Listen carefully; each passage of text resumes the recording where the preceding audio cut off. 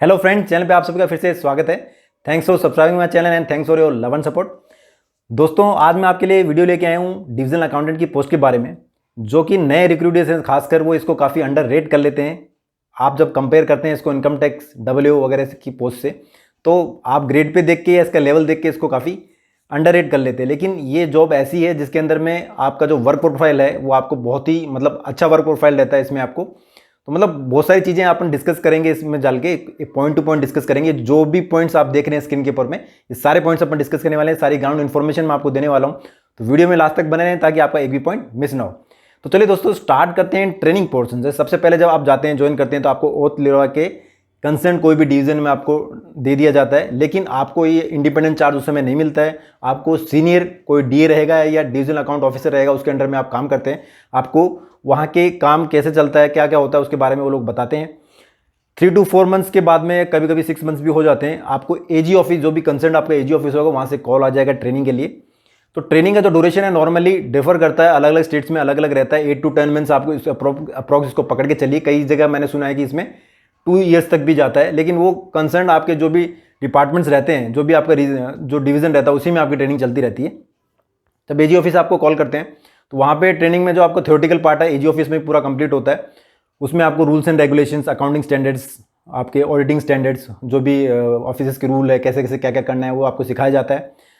Plus आपके जो भी डिविजन्स है उनमें भी, जैसे CPWD हो गया, इरिगेशन डिपार्टमेंट हो गया, रूरल डिपार्टमेंट हो गया, इनमें आपको भेजा जाता है।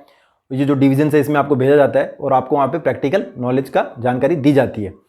प्लस इवन जो एजी ऑफिस रहते हैं उनके अंदर में जो डिफरेंट सेक्शंस रहते हैं, उन सेक्शन में भी आपको प्रैक्टिकली काम सिखाया जाता है कि कैसे कैसे अकाउंट का काम रहता है इसमें। तो प्रैक्टिकली आपको जो नॉलेज है वो यहाँ पे ट्रेनिंग में दे दिया जाता है। बाद में जैसे जैसे आप फील्ड में काम करते हैं तो आपको उसका नॉलेज होते जाता है। तो दोस्तों, ये ट्रेनिंग के टाइम पे आपको अकोमोडेशन फैसिलिटी जो रहती है वो नहीं दी जाती है, वो आपको खुद ही अरेंज करनी रहती है। अगर आप सेम सिटी और सेम जगह ही रह रहे हैं, दूसरी डिवीजन से नहीं आए, वहीं पे रह रहे हैं, आपका सेम सिटी है, तब तो फिर आपको HRA मिल रहा है, आपको रिम्बर्समेंट का कोई सवाल नहीं होता। लेकिन अगर आप दूसरी जगह से आ रहे हैं तो आप फिर वो चीज़ को रिम्बर्स करवा।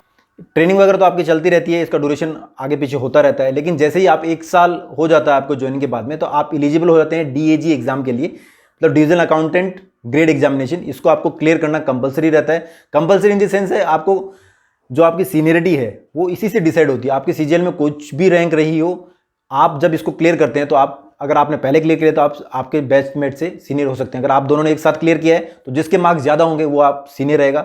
अगर दोनों सेम बैच के हैं, सेम टाइम पे उन्होंने किया है, सेम मार्क्स हैं, तो फिर जो पब्लिक वर्क अकाउंट्स करके एक पेपर रहता है, उस पेपर में जिसके मार्क्स ज़्यादा रहते हैं वो सीनियर रहता है। तो ये एग्जाम देख सकते हैं आप कितना इंपॉर्टेंट है, इसमें आपकी सीनियरिटी डिसाइड होती है। उसके बाद में जो, अगर आपने ये एग्जाम क्लियर कर लेते हैं तो डिविजनल अकाउंटेंट को फिर क्या है, जो अगर मान लो आप SAS दे रहे हैं, SAS एग्जाम भी आप दे सकते हैं। अगर आपका जैसे 2 साल कंप्लीट होते हैं तो आप SAS एग्जाम के लिए भी एलिजिबल हो जाते हैं। तो इसमें क्या है कि फिर आपने अगर ये दे रखा है तो उसके लिए प्री लगता है। जैसे जो डायरेक्ट WS आते हैं उनको तो प्री नहीं देना होता, उनको तो डायरेक्ट ही देना होता है। लेकिन जो ऑडिटर्स आते हैं, क्लर्क आते हैं, जो DEO रहते हैं, तो उनको क्या होता है, एक प्री एग्जाम देना होता है, फिर बाद में ये मेंस जो SAS रहता है वो एग्जाम देना होता है। तो आप अगर ये एग्जाम क्लियर कर लेते हैं तो आपको प्री एग्जाम नहीं देना होता है। SAS से पहले जो प्री लगता है, आप सीधा SAS एग्जाम में बैठ सकते हैं। और आपको मैं ये भी बता दूं कि जो डिविजनल अकाउंटेंट रहते हैं उनके पास में 2 ऑप्शंस रहते हैं। आप असिस्टेंट अकाउंट ऑफिसर भी बन सकते हैं, आप असिस्टेंट ऑडिट ऑफिसर भी बन सकते हैं, अंडर दी A&E ऑफिसर, जो भी AG ऑफिसर रहते हैं उनके अंडर में।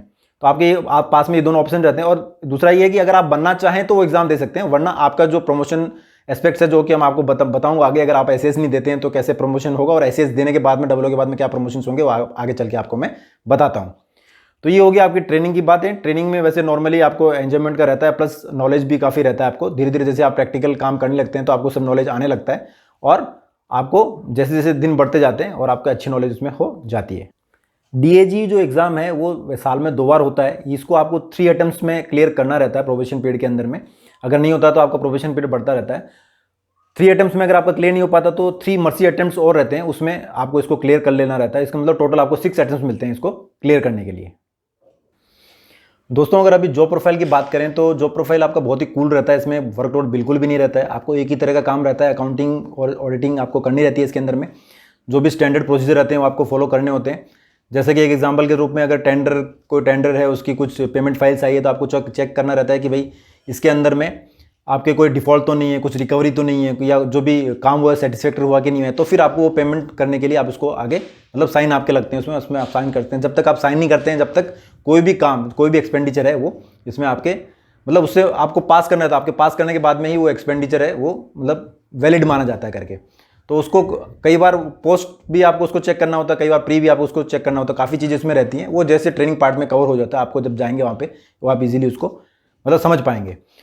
तो दोस्तों इसके बाद में अगर आप वैसे देखा जाए तो सेंट्रल गवर्नमेंट के एम्प्लॉय होते हैं, लेकिन आपकी जो पोस्टिंग है वो स्टेट गवर्नमेंट के डिविजन्स में ही रहती हैं, जैसे CPWD हो गया, इरीगेशन डिपार्टमेंट हो गया, रूरल डिपार्टमेंट हो गया, मतलब ये जो डिविजन्स हो गए इनमें आपकी पोस्टिंग रहती है। लेकिन आपको सेपरेट कैबिन मिलता है, पियोन रहता है, असिस्टेंट रहते हैं आपको असिस्ट करने के लिए, सब कुछ काम आपका होके ही आता है आपके पास में, आपको सिर्फ क्रॉस चेक करना रहता है उसमें। तो मतलब वर्कलोड के हिसाब से आप देखा जाए तो बहुत ही कम वर्कलोड रहता है। अगर कोई मतलब स्टूडेंट है UPSC PCS वगैरह की तैयारी कर रहा है तो मैं रिकमेंड करूंगा कि ये जॉब आप ले सकते हैं, क्योंकि इसमें काफ़ी टाइम मिल जाता है आपको दूसरी PCS वगैरह की तैयारी करने के लिए। और दोस्तों अगर अपन प्रमोशंस की बात करें तो प्रमोशंस के तो मैंने आपको जैसे बताया था कि भाई 2 एस्पेक्ट्स हैं। एक तो आप जो सीधा अगर आप SAS नहीं देते हैं तो आपका प्रमोशंस क्या रहता है, उसके बारे में आपको पहले मैं बता देता हूँ। आप डिविजनल अकाउंटेंट जाके ज्वाइन करते हैं, उसके जस्ट जैसे 2 साल का प्रमोशन किया प्लस 3 ईयर्स मतलब 5 ईयर्स के बाद में आप डिविजनल अकाउंट ऑफिसर ग्रेड 2 की पोस्ट आपको मिल जाती है। उसके बाद में आपको डिविजनल अकाउंट ऑफिसर ग्रेड जो फर्स्ट है वो 3 ईयर्स के बाद में मिल जाती है।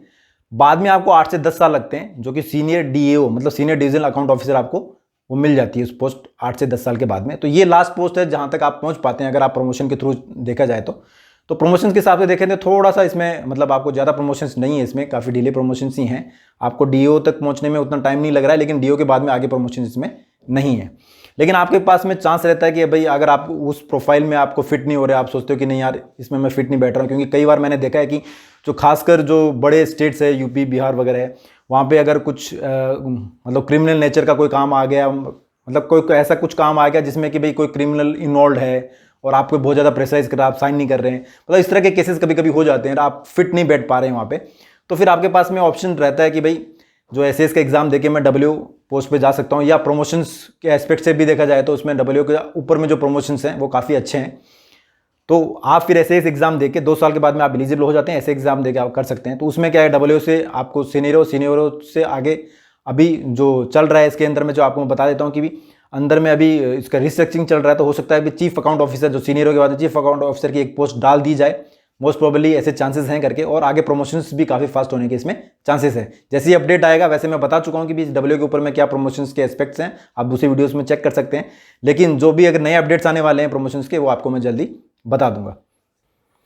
दोस्तों अगर ट्रांसफ़र की बात करें तो अभी देखो इसमें क्या बोलते हैं सभी कि भाई आपको होम जोन मिल जाता है, इसमें मोस्ट प्रोबेबली आपको होम जोन मिलने के इसमें चांसेस रहते हैं, और होम जोन के लिए पोस्टिंग बहुत अच्छी है।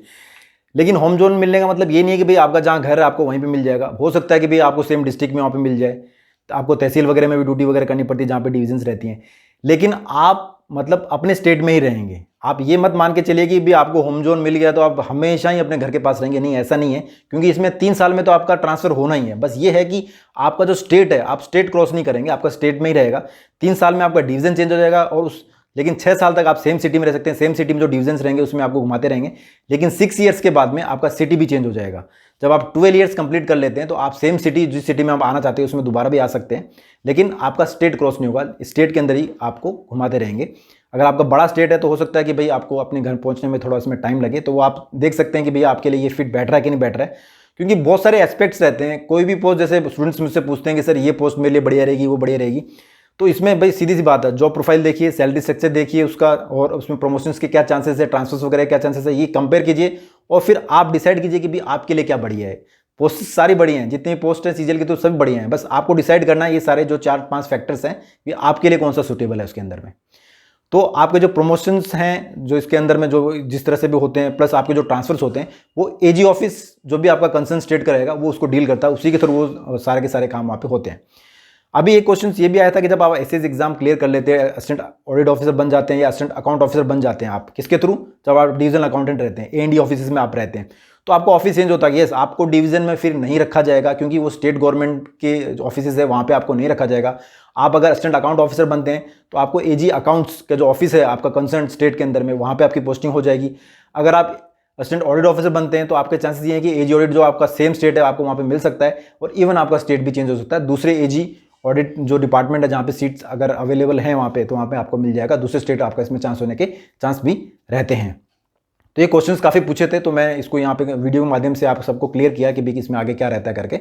अगर आपको और इससे रिलेटेड कुछ भी डाउट हो तो आप कमेंट बॉक्स में कमेंट जरूर कीजिएगा, आपको मैं बताऊंगा कि और उसमें क्या क्या रहता है। अच्छा दोस्तों, इसमें क्या है कि आपको एक जो एग्जाम आप देते हैं तो आपको एक रीजनल लैंग्वेज का भी टेस्ट रहता है, वो भी आपको देना पड़ता है। जो जहाँ पे भी आपकी पोस्टिंग होती है वहाँ की जो रीजनल लैंग्वेज होती है वो जो एक कंपलसरी पेपर रहता है, आपको कंपलसरी इसको पास करना रहता है। और इसमें अगर फैमिली लाइफ के बारे में आपको बताऊं तो फैमिली लाइफ आप देख सकते हैं कि अगर आपको अपना होम जोन मिल गया तो आपके होम जोन के आसपास ही रहते हैं, तो आप फैमिली लाइफ इसको ठीक बोल सकते हैं। लेकिन इसका एक कॉन्स भी है कि भाई आपको 3 साल में सिटी चेंज करनी पड़ेगी, तो उसके लिए आपको माइंडली प्रिपेयर रहना पड़ेगा कि भैया 3 साल में, हर 3 साल में मेरे को इसमें इधर उधर जाना है। तो मतलब इसीलिए मैं बोलता हूँ कि भाई देखो आपके लिए पोस्ट कौन सी अच्छी है। अभी जैसे मान लो कि इसमें क्या है कि सबसे पहले बंदे ये बोलते हैं कि जो डीए की पोस्ट है यार, उसमें अपने को होम जोन मिल जाता है, अपने को एक जगह रहने, मतलब होम जोन मिल जाएगा, घर के पास रहेंगे। लेकिन आप घर के पास जरूर रहेंगे, घर पे एक तो एक पर्टिकुलर आपको नहीं मिल पाएगा, आप घर के आसपास ही इधर उधर चलते रहेंगे, हर 3 साल में आपकी पोस्टिंग होती रहेगी। तो अगर आप तैयार हैं, कोई बात नहीं यार, ट्रांसफर होता रहेगा लेकिन घर के पास ही रहूँगा, तो आप इसको प्रेफर कर सकते हैं। लेकिन आप ये चाहते हैं कि नहीं यार, कम से कम अगर हम ट्रैवल करें लेकिन फैमिली तो ट्रैवल ना करें हमारे साथ में बार बार, ऐसा कोई पंगा ना हो, तो फिर ठीक है, आपको दूसरी पोस्ट को प्रेफरेंस दे सकते हैं। तो ये डिपेंड करता है पर्सन टू पर्सन कि भाई आपको अपनी लाइफ में आपकी क्या प्रायोरिटी है करके। फैमिली लाइफ हो गया, क्वार्टर्स वगैरह नॉर्मली मिल जाते हैं आपको इसमें, 1 साल के अंदर अंदर ही, ज़्यादा वेटिंग वगैरह नहीं रहती है। और नहीं तो फिर एचआरए वगैरह तो आपको मिलता ही है, जो छोटी सिटीज़ रहती है उसमें एचआरए का। तो चलिए दोस्तों, सैलरी के बारे में भी जान लेते हैं। तो अब मैं आपको ले चलता हूँ डेस्कटॉप स्क्रीन पे, ये देखिए है सैलरी स्ट्रक्चर। तो दोस्तों डिवीजन अकाउंटिंग की सैलरी जान लेते हैं। जैसे कि आप देख सकते हैं XYZ सिटीज़ में मैंने बेसिक पे 35,400 पकड़ा है इसको। DA 17% जो भी चल रहा है, ये आपको जैसे कि हर वीडियो में बताता हूँ कि ये जुलाई 2021 तक सीज कर दिया गया है। एचआरए अपना 24, 16, 18 पकड़ा है। DA ऑन TA प्लस आपका जो डिडक्शंस है NPS का, पहले 10% डिडक्शंस, अभी भी 10% डिडक्शन ही होता है, लेकिन 14% गवर्नमेंट की तरफ से कंट्रीब्यूशन अभी बढ़ा दिया गया, पहले 10% ये रहता था। CGHS, CGIS एंड PT ये सब डिडक्शंस करके प्लस आपको इन हैंड जो सैलरी है XYZ सिटीज़ में 49, 46 एंड 41 अप्रॉक्स आपको इतना मिल जाता है। इस कैलकुलेशन शीट में अगर कुछ भी समझना है तो आप कमेंट बॉक्स में कमेंट कर सकते हैं। तो दोस्तों ये थी सारी वीडियो डिविजनल अकाउंटेंट पे, मैंने पूरे पॉइंट्स कवर करने की कोशिश की। अगर फिर भी आपको कोई डाउट हो तो आप कमेंट बॉक्स में कमेंट कर सकते हैं, कुछ भी पूछ सकते हैं, मैं आपका सारे डाउट क्लियर करूंगा। और दोस्तों अगर अभी तक आपने मेरे चैनल को सब्सक्राइब नहीं किया है तो सब्सक्राइब जरूर कीजिए, बेल आइकन को दबाना ना भूलें, ताकि जितने भी वीडियोस हैं उसकी सारी नोटिफिकेशंस आपको मिलती रहें। तो फिलहाल के लिए दोस्तों, जय हिंद।